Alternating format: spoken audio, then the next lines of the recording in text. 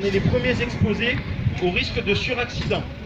Donc le chef d'agré, le responsable du véhicule de secours routier, lui a donné les ordres de balisage de la zone du site, ce qui va permettre en fait de protéger les véhicules et de protéger l'accident d'un autre risque de percussion. Très rapidement, on va être appuyé par la police, on va être appuyé sur l'autoroute par les services sur les services Escota, et on va pouvoir être appuyé, si il est nécessaire, d'une équipe médicalisée SMUR. Et derrière pourront être déclenchés peut-être des vecteurs aériens.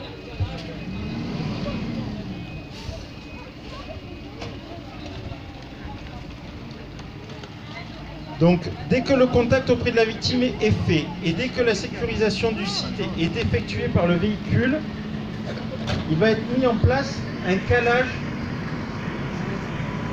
du véhicule sinistré. Donc là, ce que vous êtes en train de voir, c'est qu'il prépare un parc à matériel. C'est sur ce parc qu'on va mettre en place tout le matériel qui va être nécessaire pour extraire la victime du véhicule.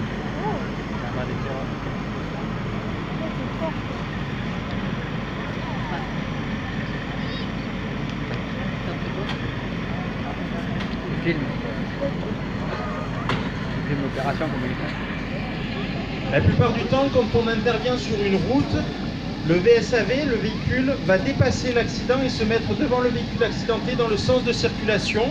Et le véhicule de secours routier va venir se mettre derrière le véhicule accidenté afin de réaliser la signalisation avec les panneaux et la signalisation, le balisage avec les cônes de Lubeck. Ce qui va permettre en fait, pour les véhicules qui arrivent sur la même voie de circulation, de voir de très loin l'accident par des premiers panneaux de signalisation et ensuite d'avoir une restriction de la circulation grâce au cône de Lubeck qui va écarter le véhicule arrivant sur la même voie de la zone sinistrée. Donc là, le véhicule de secours routier est en train de préparer le matériel de calage du véhicule pour que très rapidement on puisse envoyer un équipier assurer un maintien de tête par l'intérieur du véhicule. Mais c'est semblant. Oui, non, mais je sais. Dessus, toi. Ouais. Parce que j'ai en train de filmer. Là, vous pouvez voir le chef d'agré du véhicule de secours routier préparer son parc à matériel. Il anticipe déjà sur une extraction du véhicule. Donc lui, pour lui, il sait qu'il va avoir à découper. Donc pour ça, il prépare déjà une première pince et il va utiliser l'outil que vous voyez, c'est un écarteur afin de caler le véhicule. Cet outil va permettre de lever le véhicule au plus haut et de mettre des cales dessous. Donc ce qu'on va faire, c'est un calage en 3 points, ce qu'on appelle 2 points de calage côté victime et 1 point de calage côté passager. Pendant ce temps, l'équipe VSAV prépare son matériel pour prendre en compte la victime et de préparer le matériel pour pouvoir préparer l'extraction de la victime.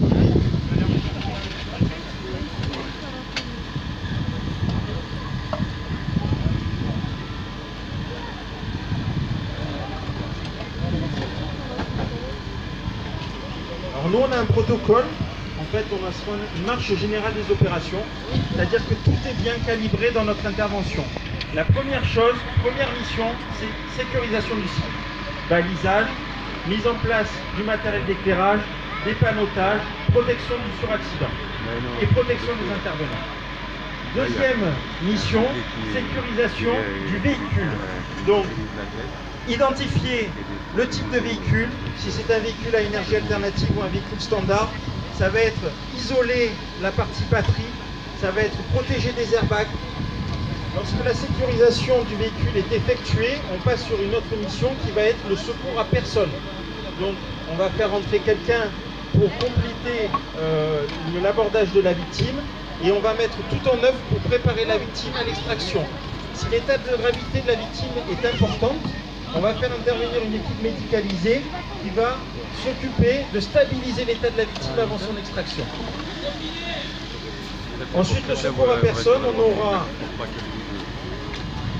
la sécurisation des techniques de désincarcération, c'est-à-dire que le responsable du véhicule de secours routier va mettre en œuvre des techniques de coupe pour pouvoir enlever toute la partie du véhicule abîmée et pouvoir dégager un axe d'extraction. Et en dernier, mission, sortir la victime, qui reste la plus délicate. Alors aujourd'hui, on s'oriente vers des plans d'extraction rapide, ce que l'on appelle des plans d'extraction lents. Lorsque la victime est en cours de médicalisation et que son état est stabilisé, on va dire qu'on va partir sur une extraction lente, l'extraction qui va être la plus bénéfique pour la victime, celle qui va le moins aggraver son état. Donc ici par exemple, ça sera une extraction par l'arrière avec ce que l'on appelle un pavillon, c'est-à-dire un retrait complet de la partie haute du véhicule. Maintenant, le SMUR, donc l'équipe médicalisée, nous dit attention, on va avoir une dégradation rapide de l'état de la victime. Il faut qu'on l'exprime plus rapidement. Dans ces conditions, on prévoit ce que l'on appelle un plan rapide. Par exemple, couper les portes latérales pour pouvoir extraire la victime à 90 degrés sur les côtés ou sur l'oblique. Et dans ces conditions, le chef d'agré du véhicule de secours routier va d'abord commencer par préparer une extraction rapide et ensuite il va attaquer l'extraction lente. Lorsqu'il aura commencé la découpe pour une extraction lente, si le médecin du secours nous dit attention, la victime est instable, on aura déjà préparé l'extraction rapide.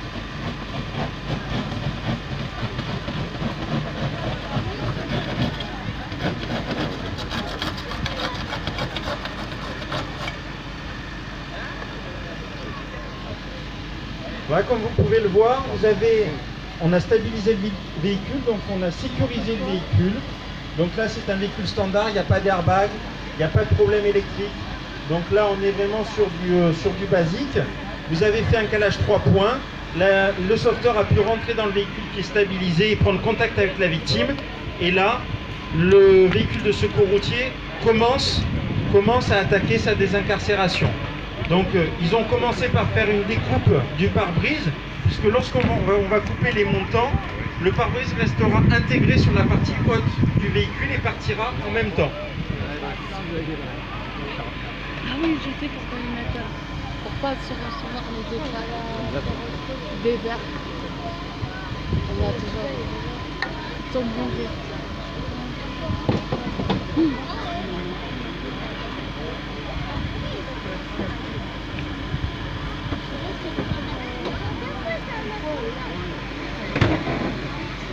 Donc là, comme vous pouvez le voir, ils sont en train d'attaquer par le plan d'extraction rapide. Donc là, ils ont décidé de faire une extraction à 90 degrés en latéral. Donc ils découpent d'abord les deux portières et ensuite ils attaqueront le pavillon.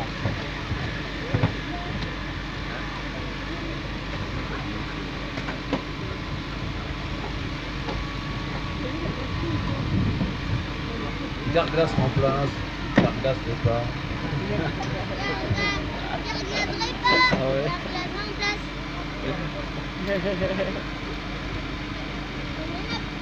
Ça arrive dans toutes les... Donc comme vous pouvez le voir, les équipes sont les équipements de protection individuelle. Donc on a un textile pour ceux qui sont sur le véhicule de secours routier. Vous avez donc la tenue SPF1 standard, un textile, les chasubles pour qu'on puisse nous rendre visibles sur l'intervention et le casque F1. Lorsqu'ils attaquent les découpes, tout travail sur le véhicule, ils baissent les lunettes de protection. Moi je fais partie des... Tout simplement parce qu'on peut avoir des éclats de verre et notamment des projections de métal. La cagoule et tout ça. Les chaussures et tout. Donc là, ils sont en train de faire une technique pour pouvoir enlever la portière.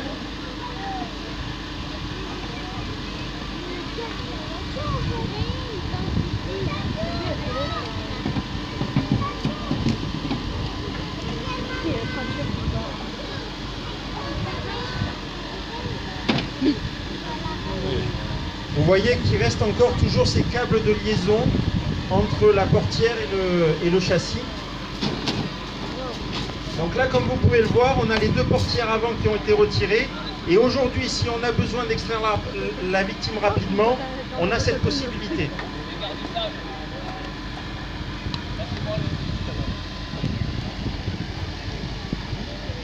Vous pouvez voir actuellement le responsable de l'intervention déterminer les points de coupe pour les équipiers. On a une charte graphique qui est très particulière puisqu'on doit indiquer les points de découpe pour les équipiers. Ces points de découpe sont calculés en fonction des renforts, en fonction des endroits où on va avoir la possibilité de découper. sans être embêté par la structure. Mais aussi sur les véhicules de type électrique, c'est le responsable de l'intervention, le chef d'agré du VSR, a la connaissance sur les endroits où il va y avoir les points de passage des câbles et notamment les points à risque pour le véhicule. Lorsqu'il ne connaît pas les caractéristiques d'un véhicule, on opère par un dégarnissage préventif à l'intérieur, c'est-à-dire qu'on va retirer toutes les parties plastiques des zones de coupe pour vérifier avant la coupe s'il y a des câbles ou s'il y a des renforts à l'intérieur. Lorsqu'il a déterminé ses points de découpe, il va sur sa charte graphique indiquer le type de véhicule. Donc là, il mettra simplement que c'est un véhicule standard à type essence ou gasoil.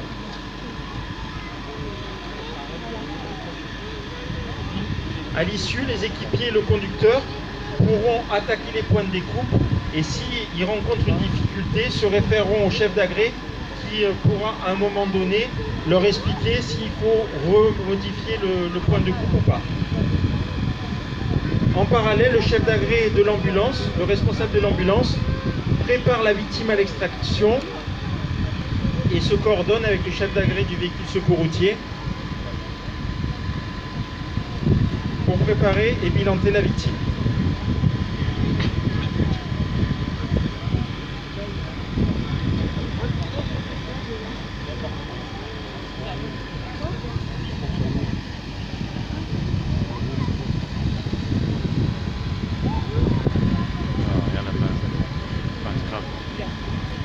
Les agents du véhicule d'ambulance en fait sont équipés avec une tenue SPFS standard, un chasuble.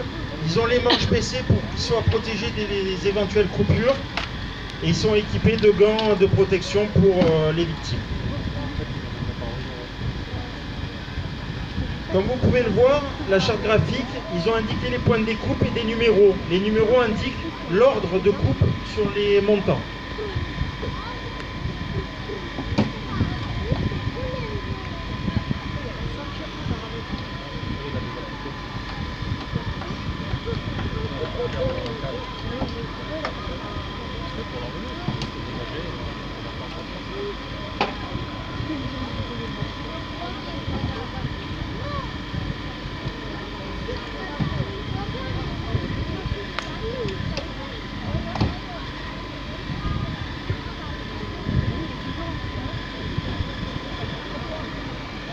Alors, je remercie le capitaine Jones qui a mis à disposition son véhicule aujourd'hui pour la manœuvre. On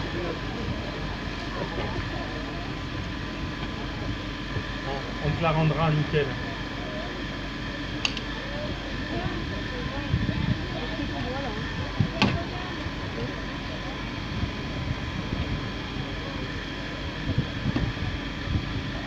Ils sont obligés.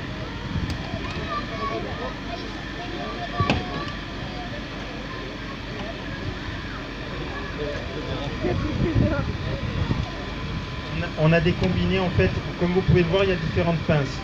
Celles qui sont en train d'utiliser donc la cisaille et l'écarteur sont des pinces où on va avoir des outils où on va avoir énormément de pression sur la fermeture ou l'ouverture. Et on a un petit combiné qui est beaucoup moins puissant, mais par contre qui va nous permettre d'intervenir sur des endroits beaucoup plus exigus où on ne va pas pouvoir peut-être accéder avec des outils plus importants. Il y a des endroits où vous avez des structures qui sont beaucoup plus larges et où on est obligé en fait de réaliser des camemberts, ce qu'on appelle des camemberts, pour pouvoir découper toute la totalité de la zone.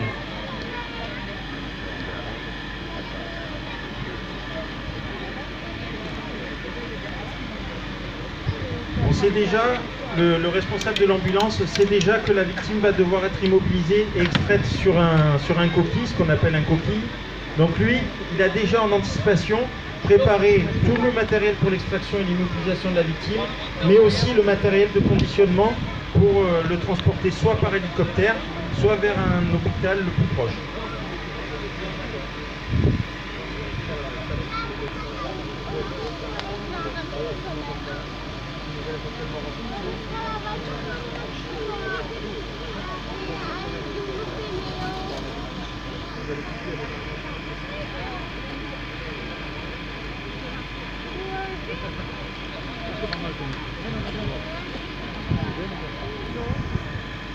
On est sur une particularité d'un véhicule 3 portes. Donc là, en fait, ils ont coupé un nombre de montants. Et avant de couper les derniers montants, en fait, ils se mettent en train de stabiliser la toiture. Et ils vont pratiquer les dernières découpes qui restent à faire pour pouvoir sortir le toit. Roland, c'est de ce côté, sur l'arrière. On ne coupe pas la totalité des montants d'un coup. C'est pour ça qu'il y a un ordre. On garde toujours 2 montants en dernier coup pour pouvoir ensuite mettre des sapeurs-pompiers afin d'éviter que la toiture retombe sur la victime.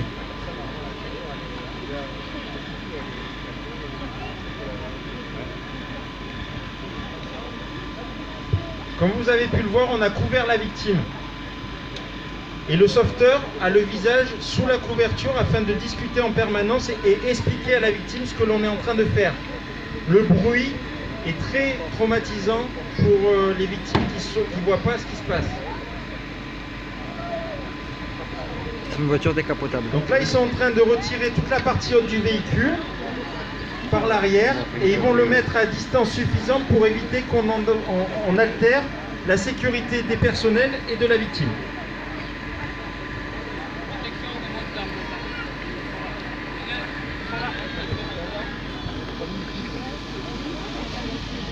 Donc maintenant, l'équipe de l'ambulance va pouvoir pratiquer l'immobilisation de la victime afin de préparer son extraction.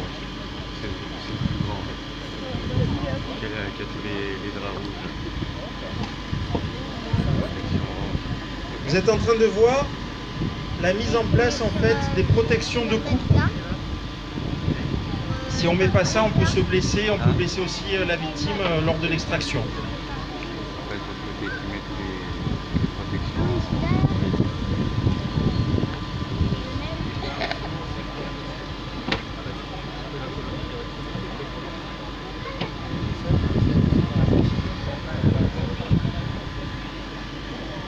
À tout moment, lors de l'intervention, le véhicule travaille. Donc avant de retravailler sur une deuxième partie, le chef d'agré du véhicule va recontrôler la stabilité, va revérifier la totalité du dispositif avant d'attaquer la prochaine mission. S'il y a des réajustements à faire, il les ordonne auprès des différents intervenants sur le lieu.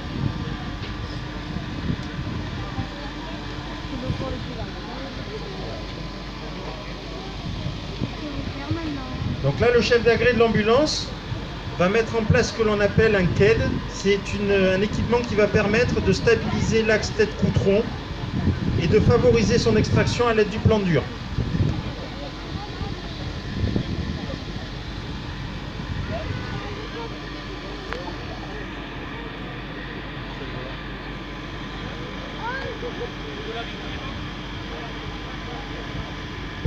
Donc là, le chef d'agré, en concertation avec le chef d'agré de l'ambulance, a constaté qu'il allait y avoir le volant qui allait gêner pour l'extraction arrière. Donc il anticipe et coupe le volant afin d'éviter que les jambes lors du relevage gênent l'extraction.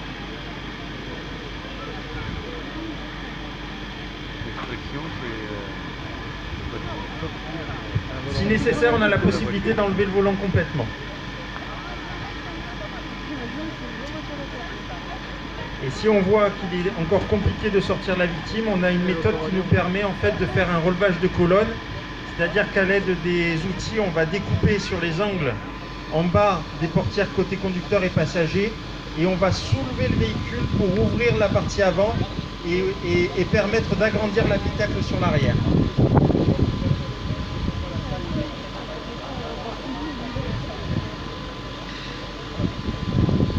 Comme vous pouvez le voir, un secours routier, la plupart du temps, on a une aggravation importante, on a des états de victimes qui sont graves. Et c'est des interventions qui peuvent prendre beaucoup de temps, tout simplement parce qu'il va falloir sortir cette victime d'un véhicule qui est complètement déformé, et tout cela en évitant d'aggraver son état de santé. Lorsque l'on a les équipes médicales sur les lieux, la médicalisation peut prendre aussi beaucoup de temps. Et si on a un vecteur aérien qui est déclenché sur l'intervention, il est peut-être des fois nécessaire de le faire poser au plus proche de l'intervention, des fois même sur les routes où se trouve l'accident, afin d'avoir très peu de jonctions à faire entre le véhicule et le vecteur aérien.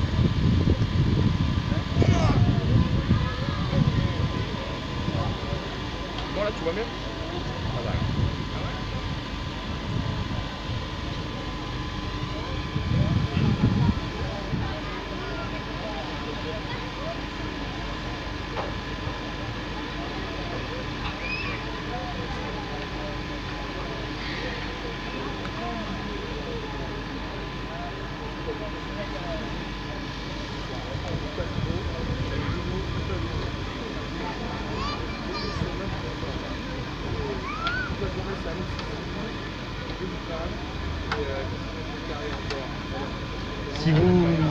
Si vous arrive ou si un de vos proches, malheureusement, est concerné par ce type d'accident, il est fortement recommandé de ne pas bouger et de ne pas sortir du véhicule.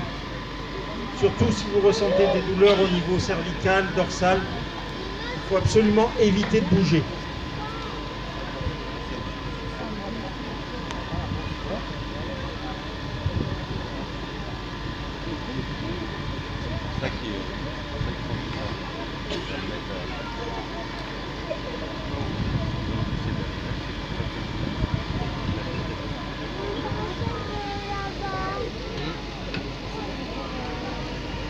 Si vous êtes témoin d'un accident, la première chose à faire, c'est d'alerter. Si vous êtes en témoin direct, si vous pouvez donner le maximum d'informations sur le nombre de victimes que vous voyez, sur ce qui s'est passé, c'est très important pour nous. Et derrière, la première assistance que vous pouvez faire auprès de la victime, même déjà, c'est d'éviter de vous retrouver sur le suraccident. Et si le véhicule est protégé et que vous avez un accès, vous, en sécurité sur la victime, c'est déjà de faire un premier maintien de tête sur la victime, si vous y arrivez. Mais déjà, si vous alertez et si vous donnez un maximum d'informations sur l'image de l'intervention, nous, ça nous aidera énormément sur les premiers intervenants.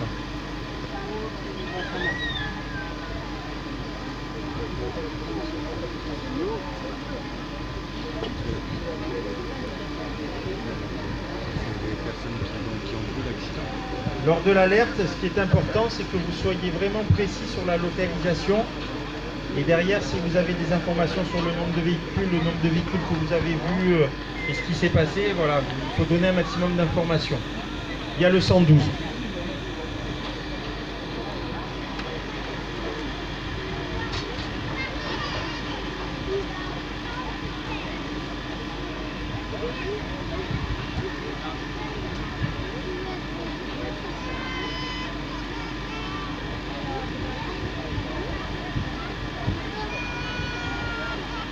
Donc vous voyez, il y a toujours des personnels qui travaillent sur la victime et vous avez toujours quelqu'un qui regarde la manœuvre de l'extérieur, qui prend du recul et qui vérifie qu'à tout moment, s'il y a besoin ou pas de réajuster ou de retravailler sur un dispositif.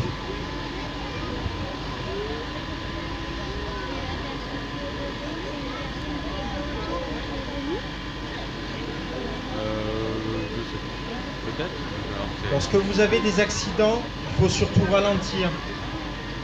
On a énormément de problèmes avec ça sur les interventions. Lorsqu'on est en sécurité, on a l'impression qu'on est en sécurité, mais le fait de passer rapidement avec des véhicules à côté de nos dispositifs amène des appels d'air et on peut se retrouver en difficulté et il peut y avoir des risques de suraccident. Dès que vous voyez les premiers panneaux de signalisation d'un accident, il faut vraiment ralentir et avoir une allure très lente, sans pour autant s'arrêter pour observer. On a beaucoup de gens qui nous bloquent parce qu'ils observent les interventions. Il faut ralentir pour éviter de nous mettre en danger. Il ne faut pas rester dans cette observation de l'intervention, il faut avancer.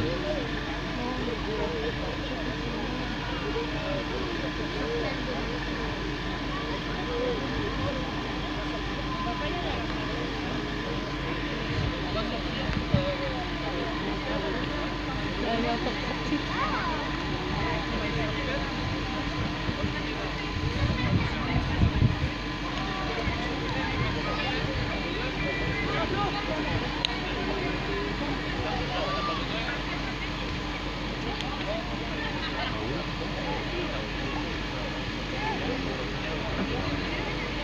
Donc là, la victime a été immobilisée à l'aide du KED. Donc Donc là, le chef d'agré du véhicule de secours routier va mettre en œuvre l'extraction de la victime à l'aide du plan dur.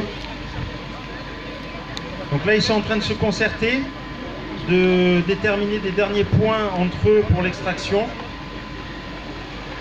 C'est la dernière mission et la plus importante, la sortie de la victime. Tout a été préparé depuis le début pour que cette sortie n'aggrave pas son état.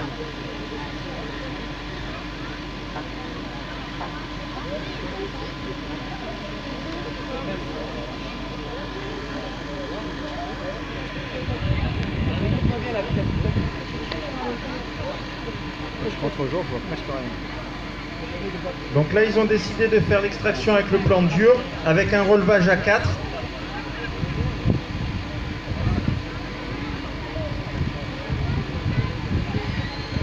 Donc il y a quelqu'un qui va se positionner sur les pieds pour accompagner les jambes, quelqu'un au niveau des hanches, et il y a 2 personnes qui vont se mettre en parallèle au niveau des épaules. Une personne qui va envoyer le plan dur.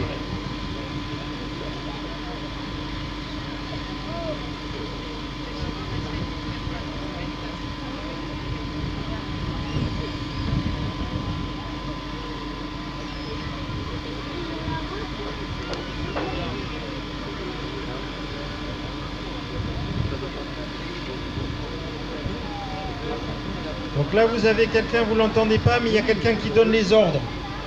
Une seule personne qui donne les ordres.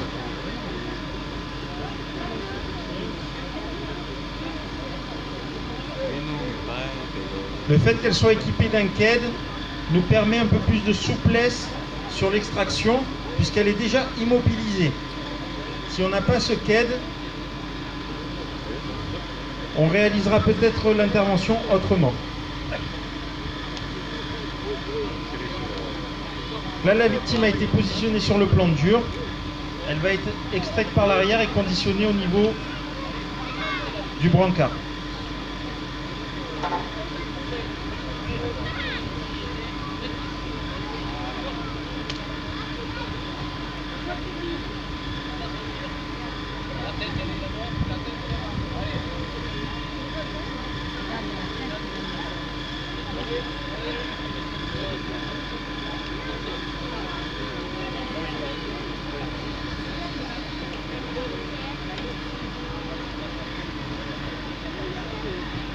Ce que l'on appelle KED, c'est une attelle qui va venir prendre à la fois la tête et les cervicales, mais aussi toute la partie bassin et dos.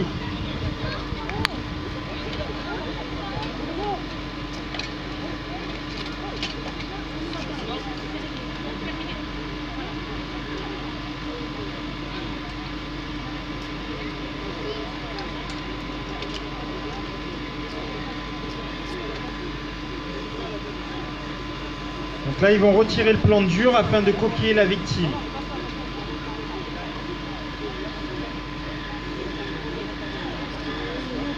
Vous voyez qu'à chaque fois, on s'appuie, on s'aide pour éviter que les jambes ou les pieds tapent sur la victime. Toujours pareil, relevage à 4, quelqu'un qui donne les ordres. Donc, équipier, êtes-vous prêt? Des pieds à la tête. Tout le monde dit prêt. Levez. Extraire le pan dur, poser, coquiller, d'abord côté gauche.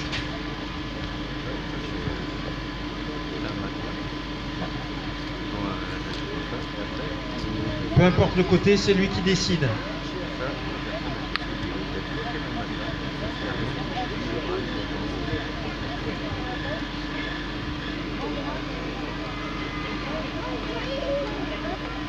Donc là, on est en train de dépressuriser le coquille. En fait, c'est un matelas à dépression. Ça va venir immobiliser la victime, en sachant que si on a un vecteur aérien, on est obligé de le mettre dans ce type de matelas à dépression, puisqu'on met la victime dans une barquette, ce qu'on appelle une barquette, et on n'a pas la possibilité de mettre le plan dur dans cette barquette. En secours routier, la plupart du temps, on finalise le conditionnement de la victime dans un matelas coquille.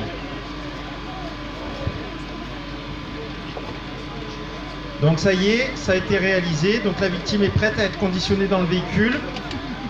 Après une régulation avec le centre de réception des appels, pour le SAMU, une destination sera décidée pour la victime. La plupart du temps, quand on a des gros traumas, on part sur Toulon par vecteur aérien.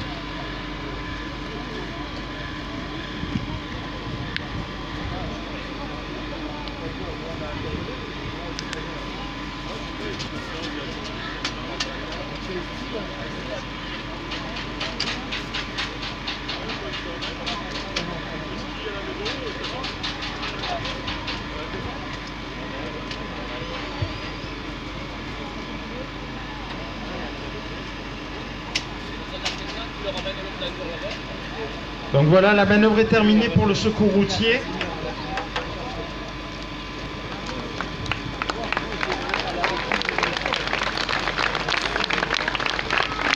Alors soyez prudents sur la route.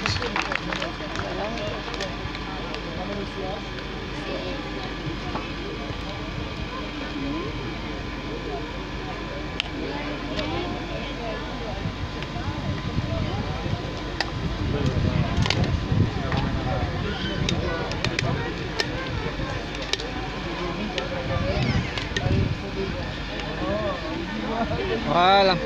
Fin.